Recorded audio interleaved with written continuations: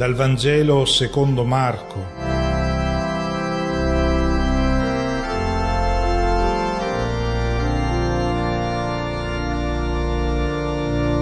Gesù partì con i suoi discepoli verso i villaggi intorno a Cesarea di Filippo e per la strada interrogava i suoi discepoli dicendo: «La gente chi dice che io sia?» Ed essi gli risposero: «Giovanni il Battista, altri dicono Elia e altri uno dei profeti». Ed egli domandava loro: «Ma voi chi dite che io sia?» Pietro gli rispose: «Tu sei il Cristo». E ordinò loro severamente di non parlare di lui ad alcuno. E cominciò a insegnare loro che il Figlio dell'uomo doveva soffrire molto ed essere rifiutato dagli anziani, dai capi dei sacerdoti e dagli scribi, venire ucciso e dopo 3 giorni risorgere. Faceva questo discorso apertamente. Pietro lo prese in disparte e si mise a rimproverarlo. Ma egli, voltatosi e guardando i suoi discepoli, rimproverò Pietro e disse: «Va dietro a me, Satana, perché tu non pensi secondo Dio, ma secondo gli uomini». Convocata la folla insieme ai suoi discepoli, disse loro: «Se qualcuno vuol venire dietro a me, rinneghi se stesso, prenda la sua croce e mi segua, perché chi vuole salvare la propria vita la perderà, ma chi perderà la propria vita per causa mia e del Vangelo la salverà». Una buona domenica a tutti. La prima parte del brano evangelico di oggi è già stata commentata ampiamente nella festa degli Apostoli Pietro e Paolo e anche nella 21ª domenica del tempo ordinario dell'anno A, per cui chi desiderasse riascoltare la spiegazione può riprendere quei video.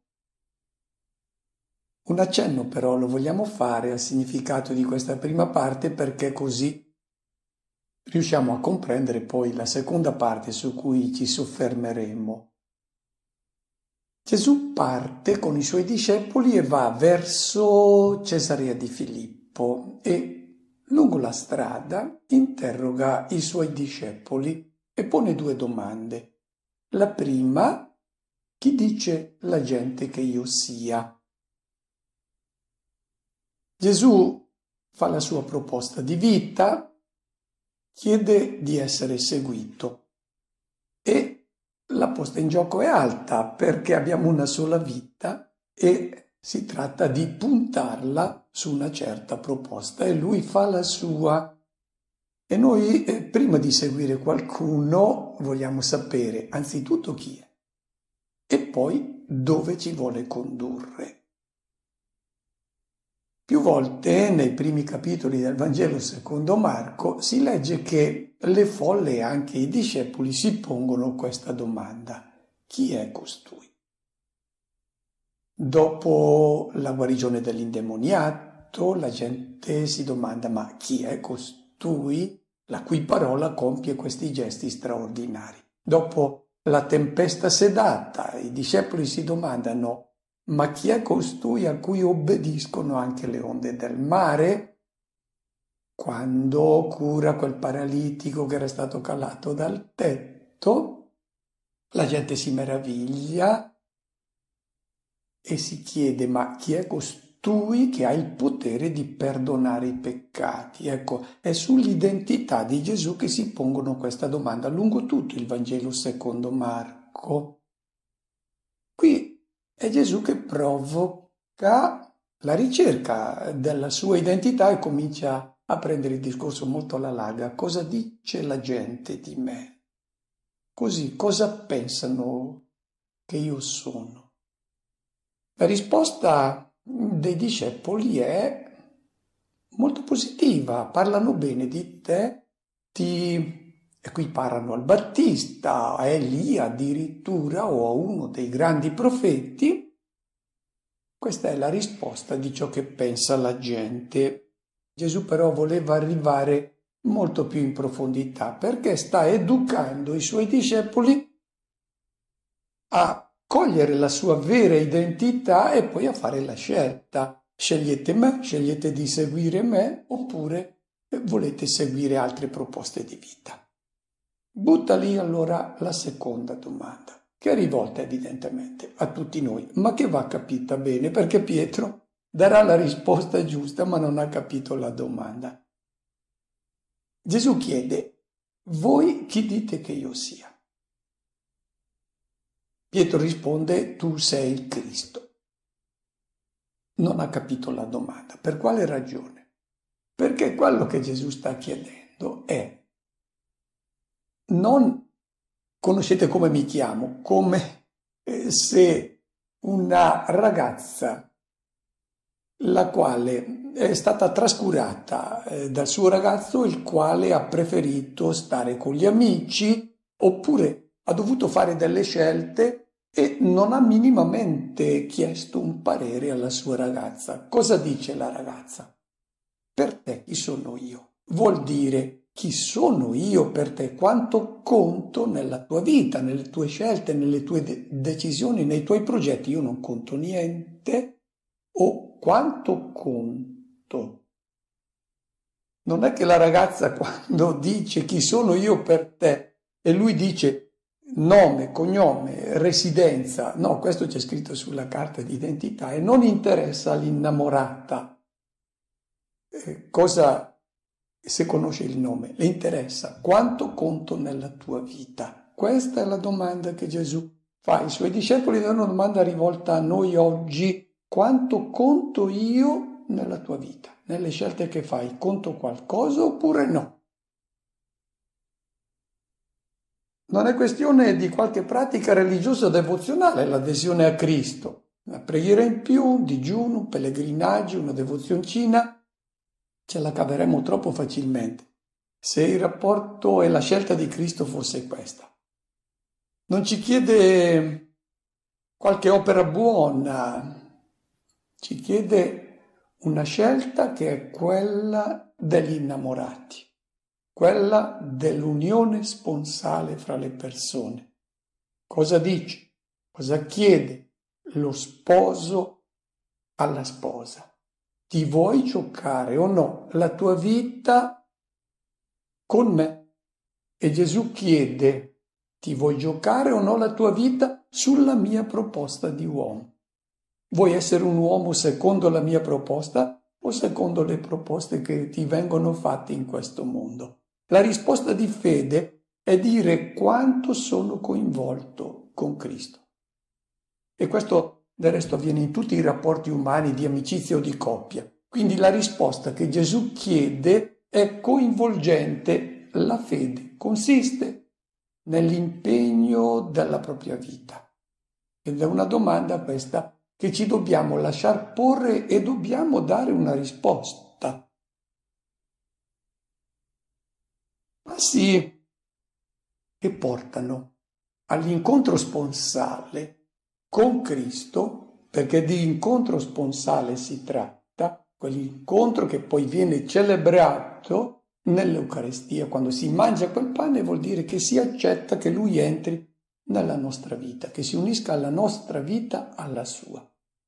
Il cammino è quello degli innamorati e sono diversi i modi con cui si arriva a innamorarsi di una persona. Proviamo a pensarci. C'è l'innamoramento a prima vista, quello che noi chiamiamo il colpo di fulmine.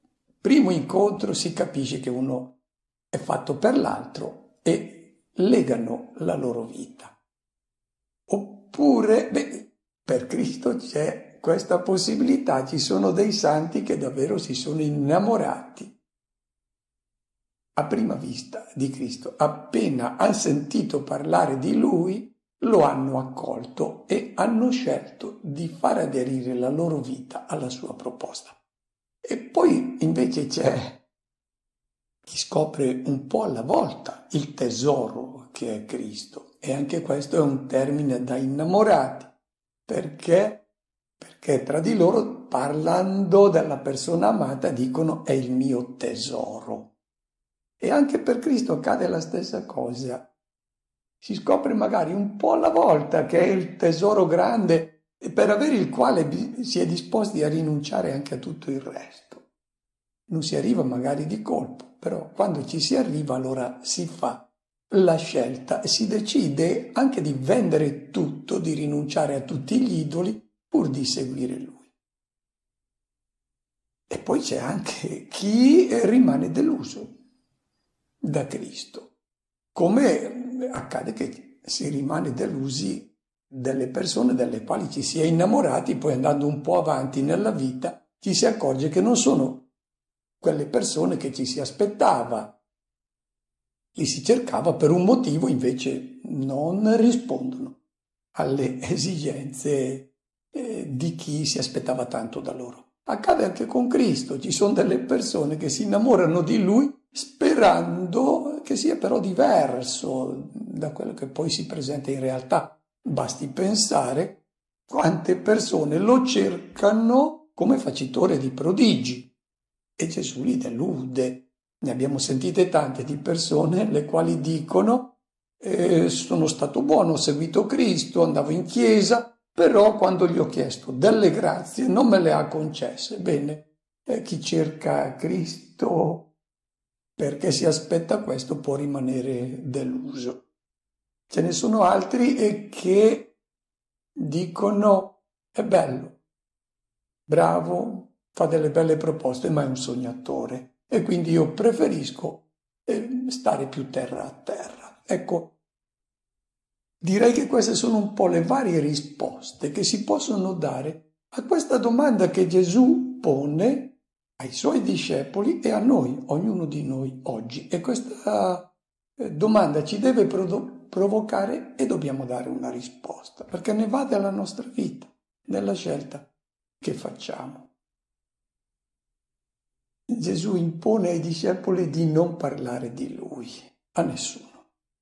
E questo anche riflette un po' quello che accade fra gli innamorati.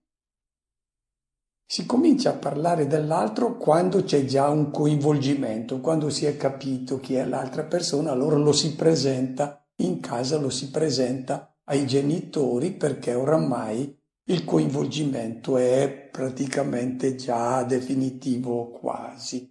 Ecco, Gesù dice non parlate ancora di me perché non avete capito bene chi sono.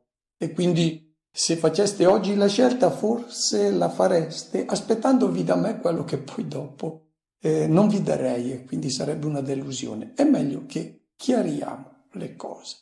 E questo chiarimento è fatto oggi a noi per non illuderci di seguire Cristo aspettandoci da Lui ciò che Lui non ha affatto intenzione di darci perché non ce lo può dare.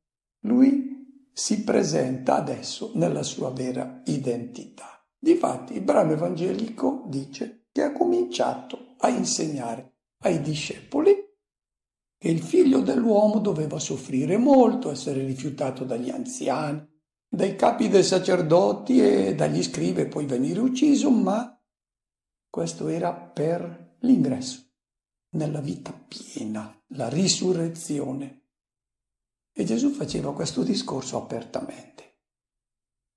Se vogliamo che i matrimoni riescano bene, bisogna che le persone siano sincere, perché non ci siano poi delle delusioni quando si mettono insieme e poi ci sono le separazioni. E così lo stesso accade con Gesù. E lui mette in chiaro molto bene la sua identità. Dice, io vado a donare la vita. Figlio dell'uomo, in ebraico, Ben Adam, o in aramaico Barenosh, significa semplicemente l'uomo vero, l'uomo autentico. Non quello che ancora molto bel va, l'uomo, secondo Dio. prototipo di uomo. Qual è l'uomo vero? È la domanda che Gesù fa ai discepoli. Secondo voi l'uomo vero sono io o Erode Antipa, che ha tutti i piaceri, un corrotto, un dissoluto? È lui l'uomo riuscito? Per molta gente è lui. Sono io l'uomo vero o è il sommo sacerdote, Caifa, di fronte al quale tutti si inchinano? È pieno di soldi perché c'è un commercio nel Tempio che è molto redditizio e per molte persone quello è l'uomo ideale. Realizzare la vita vuol dire essere come Caifa o come Anna, suo suocero. Quindi paludati in lunghe vesti, in modo che hanno i primi posti nelle sinagoghe, gli inchini nelle piazze, i primi posti nei banchetti. Sono quelli gli uomini riusciti? Oppure l'imperatore Tiberio, di fronte al quale tutto il mondo trema. Chi è l'uomo vero? Questa è la domanda che ci dobbiamo porre, perché discepoli di Cristo sono coloro che fanno la scelta di uomo che lui propone e che lui incarna. E per Gesù l'uomo vero è colui che dona la vita, colui che non è capito dai grandi di questo mondo. Sommi sacerdoti, gli scribi, non capiscono, anzi osteggiano questa immagine di uomo. Allora Pietro lo prende in disparte e comincia a rimproverare Gesù.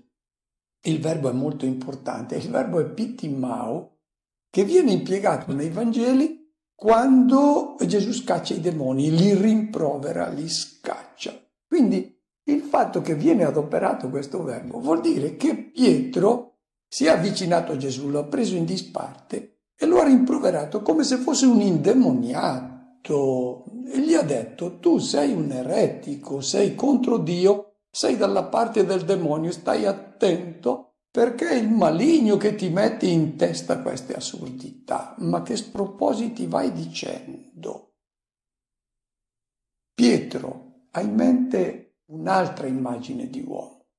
Stiamo attenti, è anche la nostra, quella di uomo riuscito perché è grande in questo mondo, perché ha molti servi, perché sale nella scala sociale, si impone a tutti.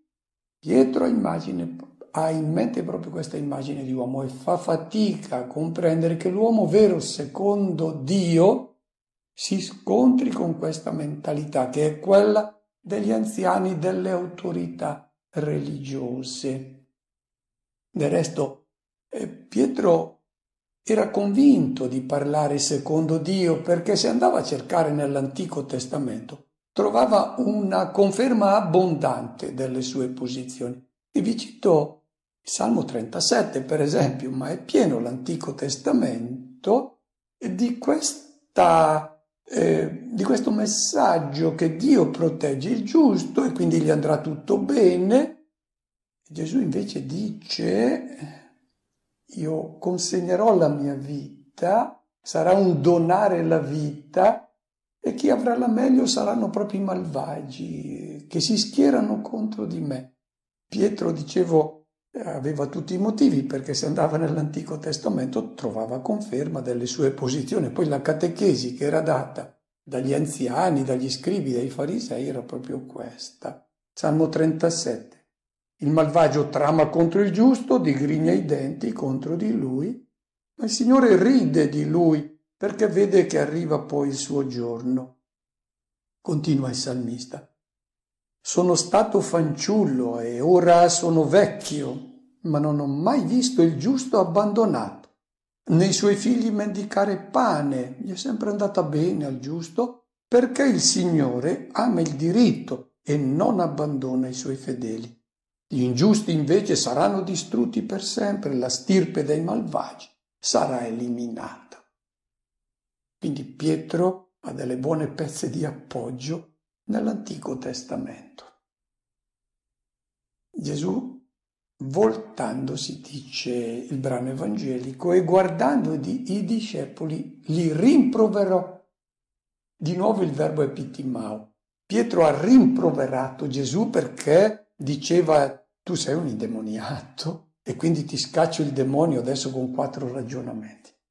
È Gesù che rimprovera Pietro e gli dice: vai dietro di me, perché tu non pensi secondo Dio, ma secondo i criteri degli uomini, i criteri di questo mondo. Non è che Gesù dice: vai lontano da me, vattene via, ma vai dietro, segui me, stai con me mentre io vado a donare la vita. E poi Gesù convoca la folla insieme ai suoi discepoli. È strano che qui compaia la folla quando prima il brano evangelico ci dice che erano da soli i discepoli che erano incamminati per andare verso Cesarea di Filippo. E quindi questa folla è per dare catechesi a noi, siamo noi questa folla alla quale adesso Gesù si rivolge. E notiamo che ci sono 2 gruppi, ci sono i discepoli e c'è la folla. E noi dovremo identificare a quale gruppo apparteniamo ed è importante. E sullo sfondo voi vedrete adesso che sono state collocate delle icone. Da una parte vedrete il discepolo amato, quello che ha fatto la scelta di unire la sua vita a Cristo, e Pietro, quale vacilla. Noi saremo nella condizione di Pietro perché guardate che si fatica molto a capire la vera identità di Gesù e ad accoglierla. Ma l'obiettivo è essere poi quei discepoli fedeli che stanno con Cristo e fanno la scelta di unire la loro vita alla sua proposta. Gesù parla alla folla e ai discepoli. La folla è quella che è entusiasta di Cristo, che gli va dietro, ma non ha capito bene chi è. Il discepolo invece è colui che comincia a capire la vera identità di Cristo. Ed ecco che cosa dice Gesù. Se qualcuno vuol venire dietro di me, anzitutto si tratta di amore, quindi non c'è alcuna imposizione, c'è una proposta che Gesù fa, esattamente ciò che accade fra gli innamorati, non si impone l'amore. Uno si presenta, fa la sua proposta di amore e l'adesione deve essere pienamente libera, quindi stiamo attenti a non imporre mai nulla, ma a presentare la vera immagine dello sposo che è Cristo. Questo va tenuto presente soprattutto dai preti, dai catechisti, ma anche da ogni battezzato che ha incontrato Cristo. Quando presenta Cristo deve essere molto leale e lasciare libere le persone. Ognuno di noi è libero di fare la scelta di uomo riuscito secondo i criteri che lo soddisfano, ma stia attento che se non fa la scelta di uomo come uomo autentico e vero che è Cristo, il Figlio di Dio, sarà una vita fallita e ne abbiamo una sola. Fa le sue proposte Gesù a coloro che vogliono seguire Lui. E sono proposte che possono essere accolte o rifiutate liberamente, non sono trattabili. La prima, rinneghi se stesso. Qui c'è un verbo che è importante, è aparneomai, è lo stesso verbo che viene adoperato per Pietro. Lo vedete sullo sfondo nell'icona, Pietro è vicino al fuoco e lì rinnega Cristo, rinnega Gesù. Cosa vuol dire questo verbo aparneomai, rinnegare? Vuol dire che lui giura di non avere alcun contatto con Gesù. Conferma quindi che lui non ha alcun rapporto, ha tagliato i ponti. E Marco dirà che giurava e bestemmiava, cioè per convincere coloro che dicevano che lui era legato a Cristo. Lui ha bestemmiato Cristo. Sarà ciò che farà poi piangere Pietro, questa debolezza che lui ha avuto. Rinnegare vuol dire tagliare i contatti, tagliare i ponti. Bene, qui si tratta, nella proposta di Gesù, di rinnegare, quindi di tagliare tutti i contatti con se stessi. col proprio interesse, col proprio tornaconto. Cerchiamo di capire bene, perché è una proposta che è la prima che Gesù fa per poter essere i suoi discepoli. Si tratta di ripudiare l'istinto naturale che ci porta a valutare tutte le scelte che facciamo in base al nostro tornaconto. Questo è l'istinto naturale che noi abbiamo. Pensiamo a noi stessi. Bene, se vogliamo seguire la proposta di Cristo, dobbiamo tagliare con questo istinto naturale che ci porta a pensare a noi stessi. Tu non devi più pensare a te stesso. Non è questione di dire una preghierina, bisogna dare un taglio netto con questo istinto egoistico di ripiegamento su noi stessi. Non apparteniamo più a noi stessi, come nel matrimonio. Uno non appartiene più a se stesso, appartiene all'altro. L'attenzione è quella di rendere felice l'altro. Non si va più dove io voglio, ma dove lui è felice di andare. Non si tratta quindi di rinunciare a qualcosa, ma di non pensare più a se stessi. Quando si fanno delle scelte, si deve pensare soltanto all'amore, alla vita dell'altro, al dono di sé. Orientare la vita, quindi, non per soddisfare noi stessi, per arricchirci, per stare bene, per goderci la vita. L'obiettivo non può più essere questo. È l'offerta di se stessi. Questa è una morte, umanamente, ma è per la vita, per una vita piena, autentica, una vita riuscita. È una riuscita paradossale quella che Cristo propone, ma deve essere molto chiara, non cercando di sentirci in qualche modo discepoli di Cristo e non aver capito, non aver fatto questa scelta. E credere nel Vangelo vuol dire essere convinti che una vita donata nella logica del Vangelo è una vita salvata, realizzata, una realizzazione paradossale perché sta al di fuori di qualsiasi verifica e controllo materiale da parte degli uomini. È in gioco la fede. La fede è un rischio perché la riuscita di questa vita ci è garantita da Cristo e da Dio. Secondo imperativo, dopo la rinuncia al proprio tornaconto, a pensare a se stessi, la seconda, prendere la croce.